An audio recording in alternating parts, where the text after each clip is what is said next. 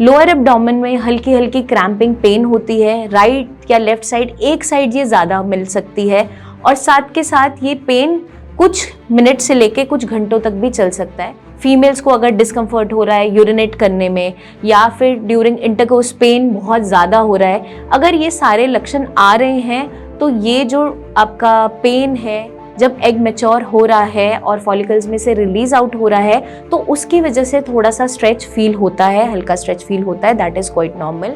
Hello everyone, मैं doctor प्रगति गुप्ता और आज इस वीडियो में हम बात करने वाले हैं ओव्यूलेशन के दौरान पेट दर्द क्यों होता है, क्या ये नॉर्मल है या एबनॉर्मल है, इसके पीछे छुपे हुए कारण क्या है। तो अगर हम ओव्यूलेशन की बात करें, जिस टाइम पे ओव्यूलेशन हो रही है, अगर आपकी नॉर्मल रेगुलर साइकिल चलती रहती है तो एवरेजली हम मानते हैं कि 14th डे पे ओव्यूलेशन होती है। बट फीमेल टू फीमेल ये वेरी कर सकती है, अगर किसी की शॉर्ट साइकिल है, लॉन्ग साइकिल है तो उसके अकॉर्डिंगली ये थोड़ा बहुत चेंज हो सकती है। तो हम बेसिकली कैसे इसको मॉनिटर करते हैं कि ओव्यूलेशन का टाइम हो रहा है। अगर आपका बेसल बॉडी टेम्परेचर बढ़ रहा है या फिर जो सर्वाइकल म्यूकस है उसकी थिकनिंग होनी स्टार्ट हो जाती है, एग वाइट जैसा वो थिक महसूस होता है और कंसिस्टेंसी भी ऑलमोस्ट वैसी होती है, तो वो फेज आपका ओव्यूलेशन वाला टाइम होता है।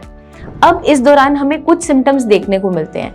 लोअर एब्डोमेन में हल्की हल्की क्रैम्पिंग पेन होती है, राइट या लेफ्ट साइड, एक साइड ये ज़्यादा मिल सकती है और साथ के साथ ये पेन कुछ मिनट से लेके कुछ घंटों तक भी चल सकता है। ये माइल्ड हो सकता है, डल इन नेचर हो सकता है और कभी कभार थोड़ा सा शार्प पिंचिंग भी हो सकता है। तो ये जो पेन का नेचर है ये नॉर्मल है, ये हर साइकिल में हर फीमेल फेस करती ही करती है।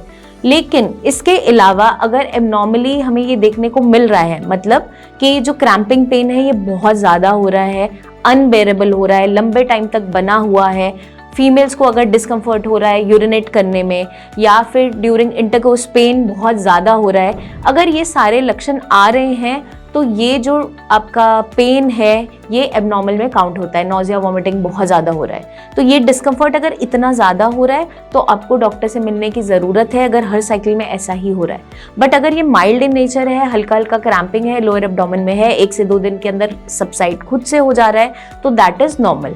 अब ये एबनॉर्मली किस कंडीशन में देखने को मिल जाता है? अगर यूट्राइन फाइब्रॉइड प्रेजेंट है तो हो सकता है, कोई आपकी ओवरीज में सिस्ट है तो हो सकता है, पीसीओडी से आप सफ़र कर रहे हो तो हो सकता है, एंडोमेट्रियोसिस से आप सफ़र कर रहे हैं तो ऐसा हो सकता है, या फिर पेल्विक इन्फ्लेमेटरी डिजीजेस हैं तो हो सकता है। क्योंकि नॉर्मली जब आपका ओव्यूलेशन का टाइम है, जब एग मैच्योर हो रहा है और फॉलिकल्स में से रिलीज आउट हो रहा है तो उसकी वजह से थोड़ा सा स्ट्रेच फील होता है, हल्का स्ट्रेच फील होता है, दैट इज़ क्वाइट नॉर्मल।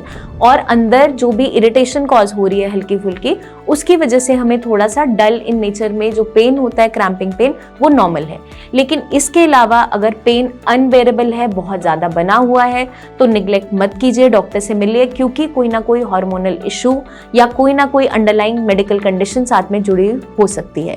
तो अगर आप भी ऐसा कुछ फेस कर रहे हैं तो डॉक्टर से ज़रूर मिलिए, क्योंकि हर एक जो प्रॉब्लम है उसका सोल्यूशन ढूंढना बहुत इंपॉर्टेंट है।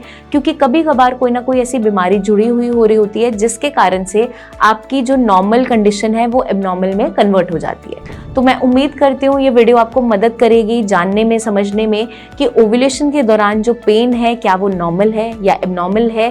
अगर आप भी ऐसे कोई प्रॉब्लम फेस कर रहे हैं, कमेंट करके आप हमसे पूछ सकते हैं। कोई रिपोर्ट्स आप शेयर करना चाहें तो वो भी कर सकते हैं। जल्दी हम आपसे फिर मिलेंगे, बहुत सी इंफॉर्मेशन शेयर करते रहेंगे। तब तक के लिए अपना ध्यान रखिएगा एंड टेक केयर।